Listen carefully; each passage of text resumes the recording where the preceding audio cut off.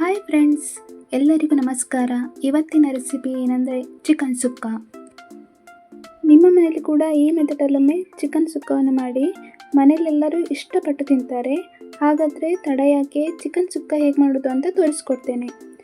ಮೊದಲಿಗೆ ಮಸಾಲೆ ಮಾಡಲಿಕ್ಕೆ ನಾನಿಲ್ಲೊಂದು ಫ್ರೈಯಿಂಗ್ ಪ್ಯಾನನ್ನು ತೊಗೊಂಡಿದ್ದೀನಿ. ಅದಕ್ಕೆ 2 ಸ್ಪೂನಷ್ಟು ತೆಂಗಿನ ಎಣ್ಣೆ ಹಾಕ್ಕೊಂಡಿದ್ದೀನಿ. ನಂತರ 30 ಒಣಮೆಣಸಿನಕಾಯಿಯನ್ನು ಹಾಕ್ಕೊಂಡು ಅದನ್ನು ಡ್ರೈ ರೋಸ್ಟ್ ಮಾಡ್ಕೊಳ್ತಾ ಇದ್ದೀನಿ. ಆನಂತರ 2 ಸ್ಪೂನು ಕೊತ್ತಂಬರಿ ಬೀಜ, ಅದನ್ನು ಕೂಡ ಸ್ವಲ್ಪ ರೋಸ್ಟ್ ಮಾಡ್ಕೊಳ್ಬೇಕು. ಮತ್ತು 1 ಸ್ಪೂನ್ ಜೀರಿಗೆ, ಮತ್ತು 1 ಮರಾಠಿ ಮೊಗ್ಗು, ಸ್ವಲ್ಪ ಸೋಂಪು, ಚಕ್ಕೆ, ಲವಂಗ ಮತ್ತು ಗರಂ ಮಸಾಲೆ ಎಲೆ, ಇದಿಷ್ಟನ್ನು ಹಾಕ್ಕೊಂಡು ಸ್ವಲ್ಪ ರೋಸ್ಟ್ ಮಾಡ್ಕೊಳ್ಬೇಕು. ಮತ್ತು ಸ್ವಲ್ಪ ಕರಿಬೇವು.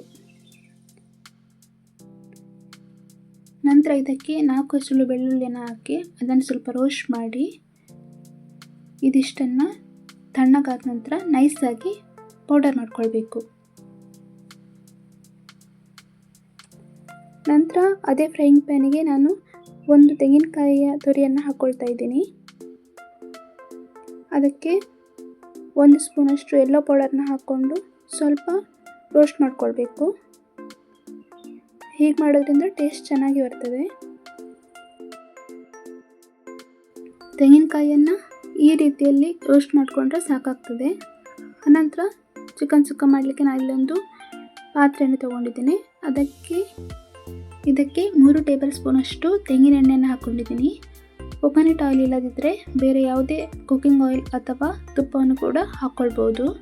ಆಯಿಲ್ ಬಿಸಿ ಆದ ನಂತರ ಇದಕ್ಕೆ ಕರಿಬೇವನ್ನು ಹಾಕ್ಕೊಳ್ತಾ ಇದ್ದೀನಿ. ಆನಂತರ ಸಣ್ಣದಾಗಿ ಕಟ್ ಮಾಡಿರುವಂತಹ 2 ಈರುಳ್ಳಿಯನ್ನು ಹಾಕ್ಕೊಳ್ತಾ ಇದ್ದೀನಿ.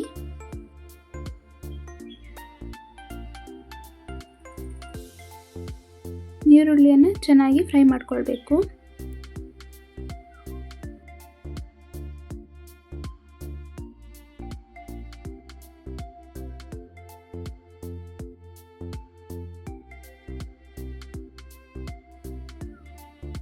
ಈಗ ಈರುಳ್ಳಿ ಎಲ್ಲ ಸ್ವಲ್ಪ ಸಾಫ್ಟ್ ಆಗಿದೆ. ಈಗ ಇದಕ್ಕೆ 2 kgಯಷ್ಟು ಚಿಕನನ್ನು ಹಾಕ್ಕೊಳ್ತಾ ಇದ್ದೀನಿ. ನಂತರ ಇದಕ್ಕೆ ಮನೆಯಲ್ಲೇ ಮಾಡಿರುವಂಥ ಶುಂಠಿ ಬೆಳ್ಳುಳ್ಳಿ ಪೇಸ್ಟನ್ನು ಹಾಕ್ಕೊಳ್ತಾ ಇದ್ದೀನಿ. ಮತ್ತು ರುಚಿಗೆ ತಕ್ಕಷ್ಟು ಉಪ್ಪು.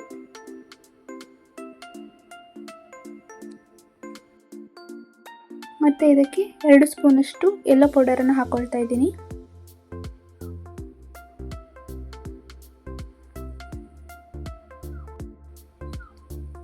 ನಂತರ ನಾನಿಲ್ಲಿ 1 ಲಿಂಬೆ ರಸವನ್ನು ಹಾಕ್ಕೊಳ್ತಾ ಇದ್ದೀನಿ. ಲಿಂಬೆ ರಸ ಇಲ್ಲದಿದ್ದರೆ ಹುಣಸೆ ಹುಳಿಯ ರಸವನ್ನು ಕೂಡ ಹಾಕ್ಕೊಳ್ಬೋದು.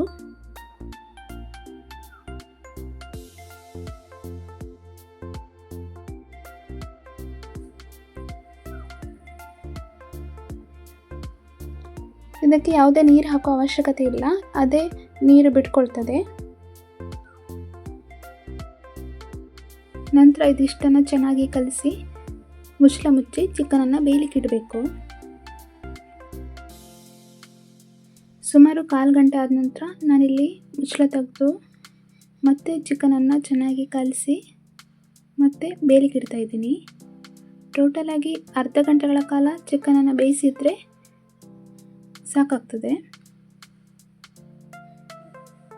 ಉಪ್ಪು ಕಮ್ಮಿ ಆಗಿದ್ದರೆ ಮಿಡ್ಲಲ್ಲಿ ಉಪ್ಪನ್ನು ಸೇರಿಸ್ಕೊಳ್ಳಿ ನೋಡಿಕೊಂಡು.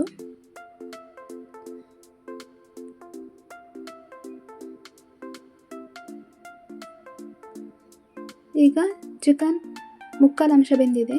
ಈಗ ಇದಕ್ಕೆ 2 ಸ್ಪೂನಷ್ಟು ಮಸಾಲ ಪೌಡರನ್ನು ಹಾಕ್ಕೊಳ್ತಾ ಇದ್ದೀನಿ. ಆಗಲೇ ಗ್ರೈಂಡ್ ಮಾಡಿ ಇಟ್ಟಿದ್ದಲ್ಲ ಆ ಚಿಕನ್ ಮಸಾಲ ಪೌಡರನ್ನ ಹಾಕ್ಕೊತಿದ್ದೀನಿ. ಇದಕ್ಕೆ 1 ಸ್ಪೂನ್ ಪೆಪ್ಪರ್ ಪೌಡರನ್ನು ಕೂಡ ಸೇರಿಸ್ಕೊಳ್ತಾ ಇದ್ದೀನಿ. ಯಾವುದೇ ಗರಂ ಮಸಾಲೆ ಹಾಕೊಳ್ಳುವ ಅವಶ್ಯಕತೆ ಇರೋದಿಲ್ಲ. ಚಿಕನ್ ಮಸಾಲ ಪೌಡರ್ ಮಾಡುವಾಗಲೇ ಚಕ್ಕೆ ಎಲ್ಲ ಹಾಕಿರ್ತೀವಲ್ಲ, ಅದರಿಂದಾಗಿ ಅದೇ ಸಾಕಾಗ್ತದೆ. ಮತ್ತು ಇದನ್ನು ಚೆನ್ನಾಗಿ ಮಿಕ್ಸ್ ಮಾಡಿ ಮತ್ತೆ ಒಂದು 5 ನಿಮಿಷಗಳ ಕಾಲ ಬೇಯಲಿಕ್ಕೆ ಬಿಡಬೇಕು. ಹೀಗೆ ಸೌಟಿನ ಸಹಾಯದಲ್ಲಿ ಚಿಕನ್ ಪೀಸನ್ನು ಕಟ್ ಮಾಡಿದರೆ ಅದು ಕೂಡಲೇ ಕಟ್ಟಾದರೆ ಚಿಕನ್ ಬೆಂದಿದೆ ಅಂತ ಅರ್ಥ.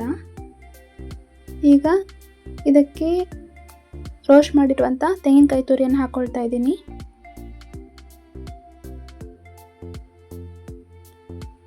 ತೆಂಗಿನಕಾಯಿ ತುರಿಯನ್ನು ಹಾಕಿ ಚೆನ್ನಾಗಿ ಕಲಿಸ್ಕೊಳ್ತೇನೆ.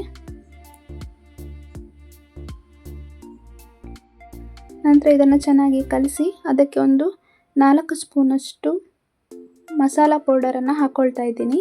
ಆಗಷ್ಟು ನಾನು ಮಿಕ್ಸಿಯಲ್ಲಿ ಗ್ರೈಂಡ್ ಮಾಡಿದ್ದೆಲ್ಲ ಆ ಮಸಾಲ ಪೌಡರನ್ನು ಹಾಕ್ಕೊಳ್ತೇನೆ.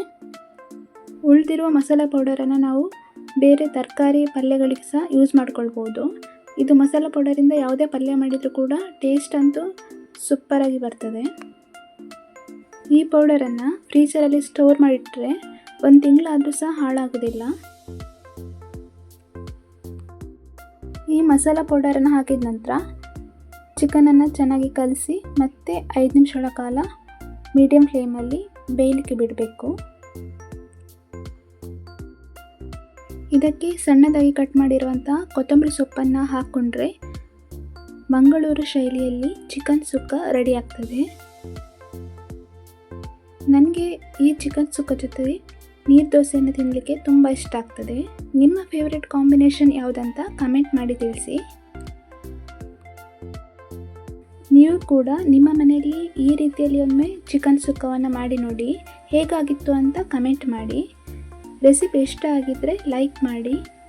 ನಿಮ್ಮ ಫ್ರೆಂಡ್ಸ್ ಹಾಗೂ ಫ್ಯಾಮಿಲಿ ಅವರಿಗೆ ಕೂಡ ಈ ರೆಸಿಪಿಯನ್ನು ಶೇರ್ ಮಾಡಿ. ಚಾನಲನ್ನು ಫಸ್ಟ್ ಟೈಮ್ ನೋಡ್ತಿರೋರಿದ್ದರೆ ಸಬ್ಸ್ಕ್ರೈಬ್ ಮಾಡ್ಕೊಳ್ಳಿ. ಹಾಗೆ ಪಕ್ಕದಲ್ಲಿರುವಂಥ ಬೆಲ್ ಬಟನನ್ನು ಒತ್ತಿ. ಹಾಗೆ ಮಾಡೋದ್ರಿಂದ ನಾನು ಯಾವುದೇ ರೆಸಿಪಿಯನ್ನು ಹಾಕಿದರೆ ನೋಟಿಫಿಕೇಷನ್ ಬರ್ತದೆ. ಮತ್ತೊಂದು ರುಚಿಯಾದ ರೆಸಿಪಿಯೊಂದಿಗೆ ಮತ್ತೆ ಸಿಗೋಣ. ಅಲ್ಲಿವರೆಗೆ ಧನ್ಯವಾದಗಳು.